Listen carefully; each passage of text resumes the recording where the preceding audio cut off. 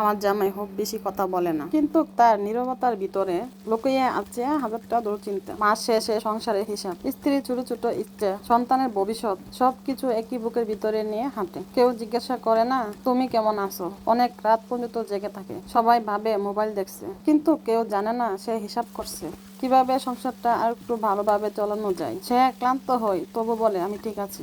সে জানে তার ভেঙে পড়ার সুযোগ নেই। সে যদি ভেঙে যায় তাহলে পুরো পরিবারটাই দুর্বল হয়ে যাবে। আমার জামাইটা হয়তো খুব ধনী নয়, কিন্তু তার স্বপ্নগুলো অনেক বড়। সে চায় তার পরিবারের মানুষগুলো যে কখনো কষ্ট না পায়। নিজের শখগুলো চুপচাপ লুকিয়ে রাখে, কিন্তু প্রিয় মানুষের মুখের হাসি দেখলে নিজের সব কষ্ট ভুলে যায়। তাই আজ একটা কথা বলি, যদি আপনার জীবনে এমন একজন মানুষ থাকে যে নীরবে আপনার জন্য লড়াই করে যাচ্ছে, তাহলে তাকে অবহেলা করবেন না। একটা ধন্যবাদ, একটা তুমি আছো বলোই আলহামদুলিল্লাহ আমি ভালো আছি, এই কথাগুলো হয়তো তার সারাদিনের ক্লান্তি দূর করে দিতে পারে।